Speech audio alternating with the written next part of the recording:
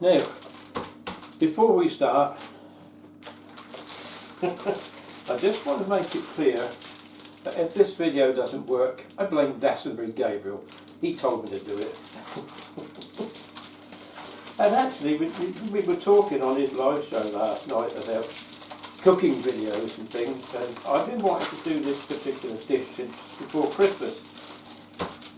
So he said jokingly, he said, well, why don't you go ahead and do the video? And I thought to myself, well, yes, because I think you'll be tuning in expecting to see another model railway video. Well, that was the plan. Unfortunately, I've got too much of my own, and I didn't realise this, too much of my own stuff stored in that room. I haven't had the time or the planning to move my own stuff around so that I can move the railway stuff off the table to make the table clear, to clean it, dust it, and then start putting the new track down. So that will be a little bit delayed, but not to worry, it's coming. So in the meantime, after our little jokey chat last night, I thought, well, you know, why not? Because over the course of the Christmas period on Facebook, there's been quite a few Branston pickle recipes, which I'd rather like the look of. And so what I decided to do today is to see if I can make some variations on those recipes myself. And I'm going to attempt to make two types of tart depending on how much pastry I've got here.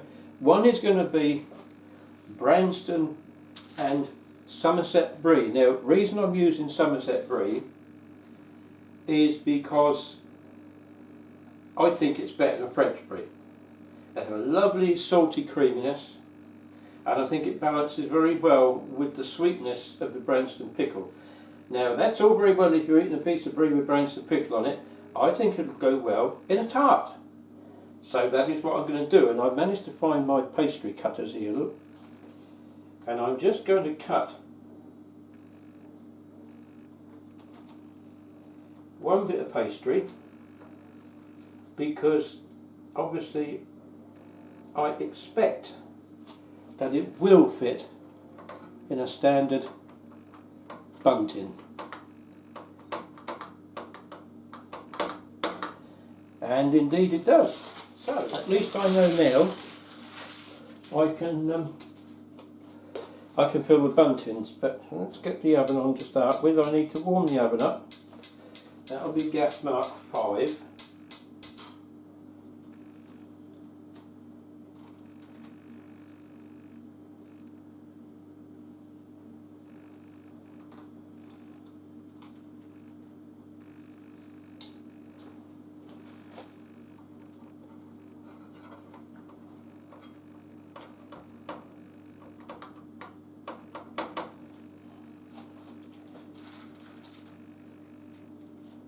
It can be boring, isn't it? Watching me fill these buntings. So I'll tell you what.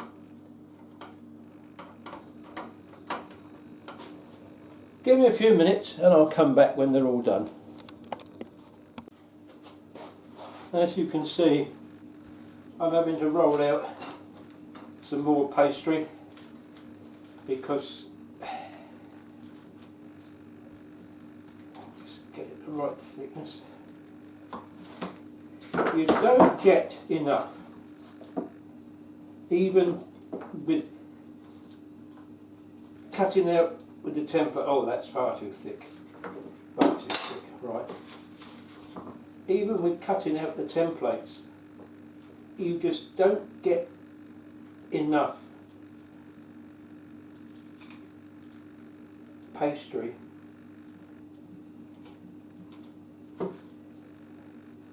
to even fill 12 standard sections of a bunting. There's your 12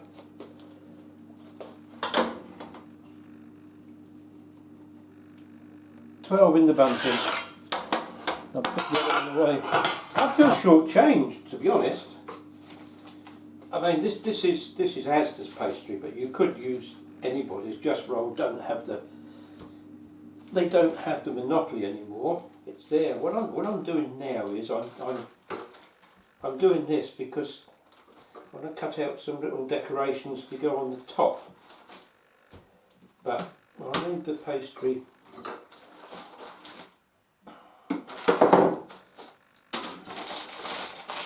I'll leave the pastry up there for now because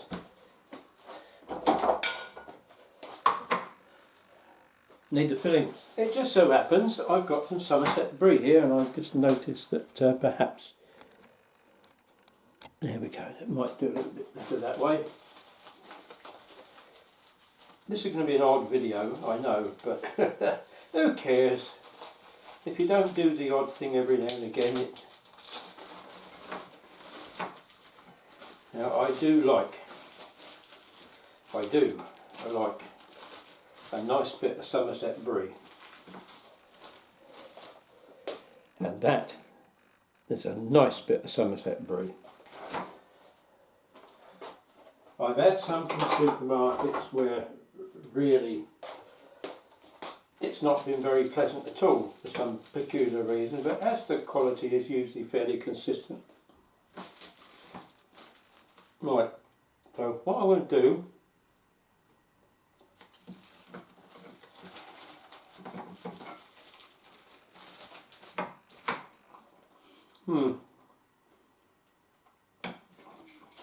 I need to cut pieces that will sit in the bottom of the tart like that. Or even better, got a bit of red Leicester here. How about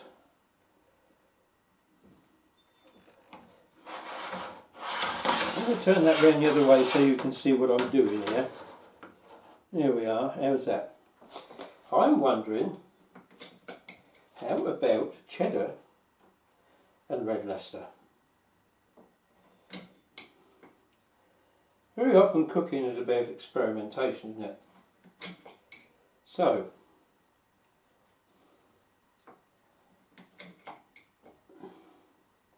this is going very well. That's that. And a bit for cook's perks. There we go. So, the red Leicester is red Leicester. But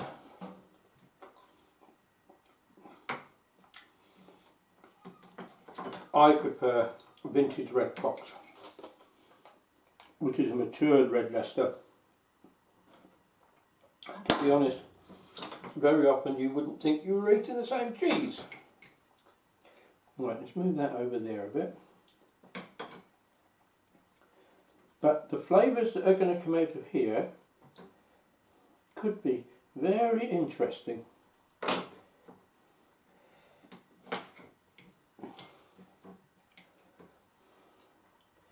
There we go. Well, I've not tasted this cheddar, so let's see what it's like. I mean, it's obviously typical supermarket cheddar, it's not vintage or anything like that, but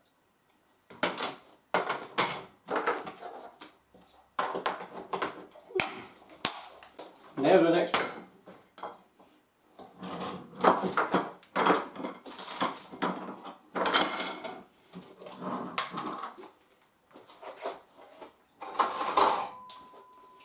Like I say, I'm flying blind here. I've no idea what this is going to come out like.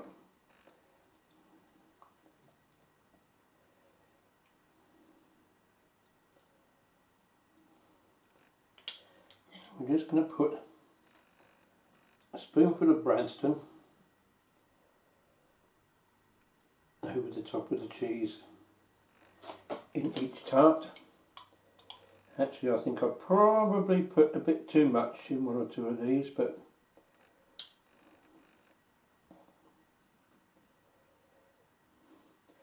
that may well be a bit too much. So I'm anticipating some of these tarts running over, to be honest with you.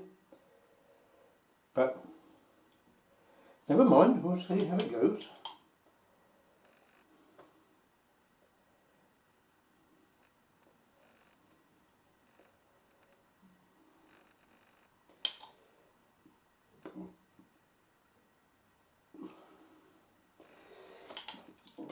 And no, I haven't got any thoughts at all about doing a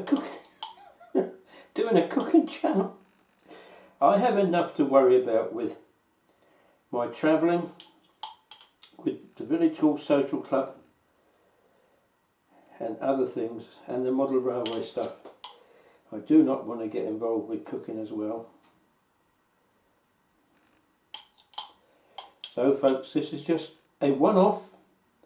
It's an experiment. It could turn out to be an expensive failure. But if you don't try it, you don't know, do you? Now, I would warn anybody if they're making these type of tarts. Something many people are not aware of till you look at the ingredients, and I got a shock when I looked at them. Branston pickle is about 1/3 sugar.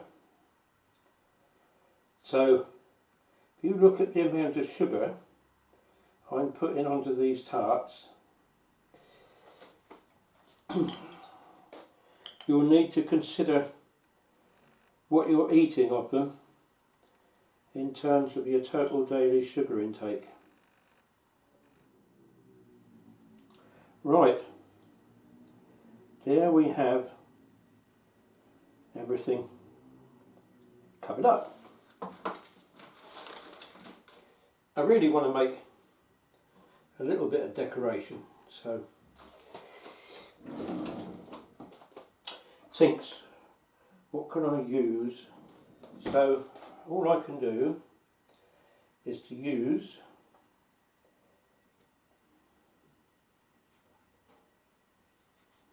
a little old lid like that. Right. Ooh, get in there.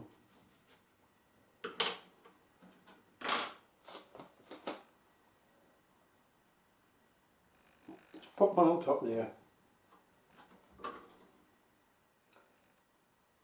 I don't even really want to press them down because I'm sure they will sink as the tarts cook. But you can see what I'm doing here.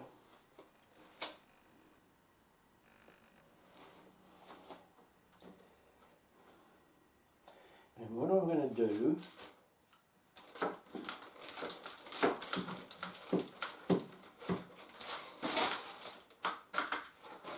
I've got 2 more of those.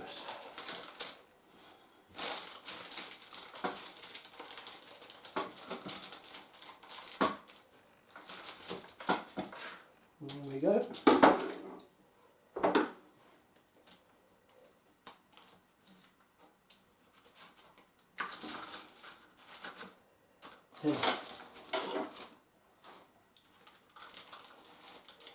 I'm just going to put like a little crayon or moon shape on these ones, which will tell me that these are the cheddar and red Leicester mix. Anyway, here we go. It's time. There's my tray of tarts. As you can see, we're now going in the oven.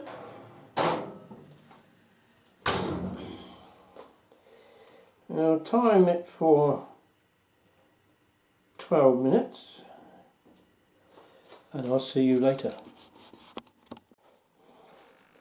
Well, the moment of truth has arrived. Let's put that there. Let's have a look. I expect it to, some of it at least would have spilled out, I know that. Yeah, just a bit, as you can see. But otherwise they don't look too bad.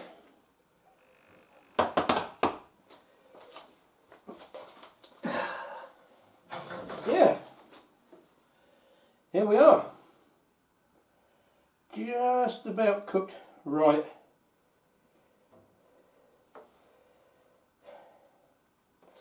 I don't know how we're going to go on to getting them out, but let's see if I can. Trouble is, the pastry is so very.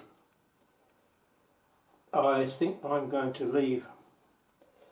At the moment it's too hot. Learn my lesson from before. Well, to quote from a famous film, I'm back. One nice bowl of minestrone soup later. And yes, I know it's supposed to be pronounced minestrone, but I prefer to say minestrone. Right, here we are. I've got one out. Just going in with the others, because with short crust pastry you've got to be so careful. When it's right cool, obviously it's going to be solid enough, but all the while it's in the cooling process, like this one has done okay, you have to treat them a little bit delicately. So I'll bring that up there. 2, 4. Right. So what I'm going to do,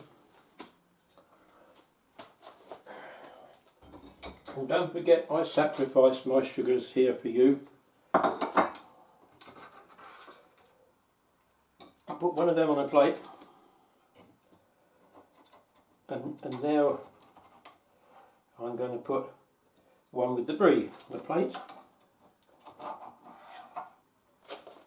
and the others will go on here to finally cool down and settle. And some of them are going to go in the freezer, because there's far too many here for me to eat all on my own.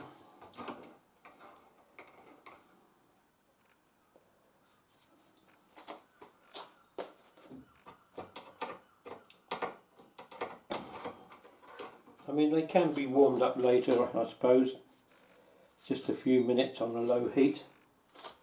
And the trouble with short crust pastry is it's very deceptive.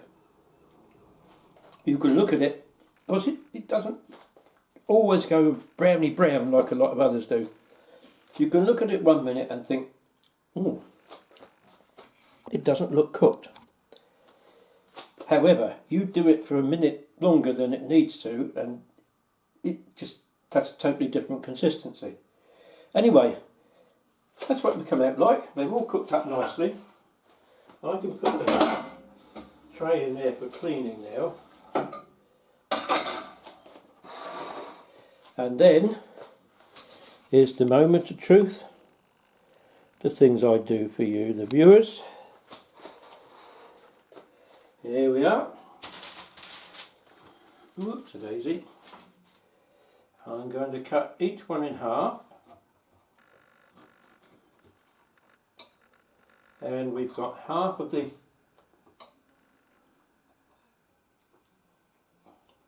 now the brie one obviously is a right mess.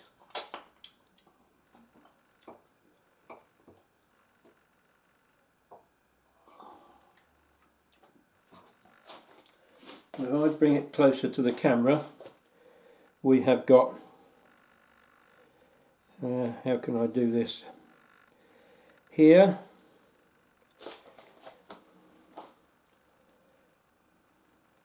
this one, there we are. This one is the brie, and this one is the mixture of cheddar and red Leicester. So, we'll get a little fork.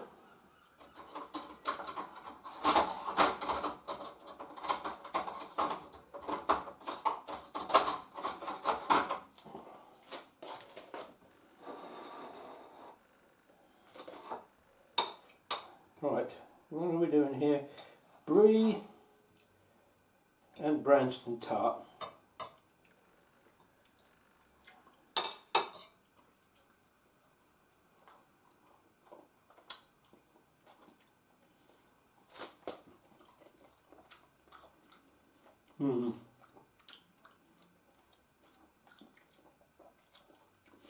I could perhaps have done the pastry a little longer. It isn't really short crust, it's a little chewy. But that could be, I think, because the brie has melted into the pastry. However, it's jolly nice. And here we go with the other one. This is the cheddar and red Leicester.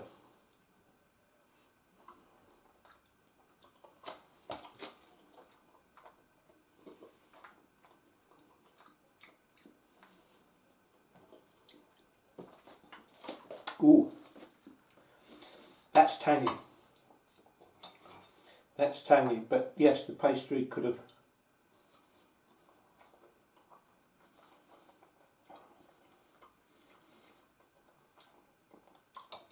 cooked a bit longer, but if you're warming them up later to eat,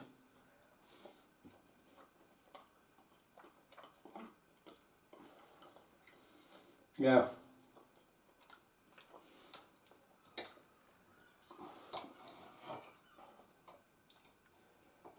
Well, you know, you never know how things are going to turn out, do you?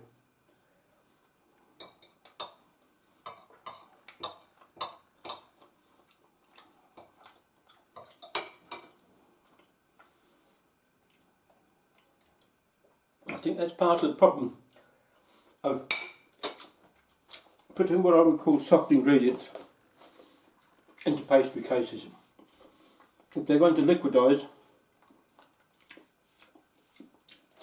it doesn't help to solidify the pastry. It's a bit underdone to my liking at the bottom. It's not a soggy bottom, but it's not full-bodied, as they say. However, when heating up, as I say, it should help finish off the cooking. But my word, phew! Tasty, yes, very tasty. So from that point of view, a successful experiment. And with that, I'll say goodbye, because I'm going to finish off the rest of these, and we'll let the others cool down, and I will see you on the next video when, well, what shall I be doing? I'm going over a great big bridge on the water, and I'll say no more about that. You'll see it in due course of time. So, bye for now, and if you're still there, thanks for putting up with this ridiculously silly video, but it's different. Bye for now.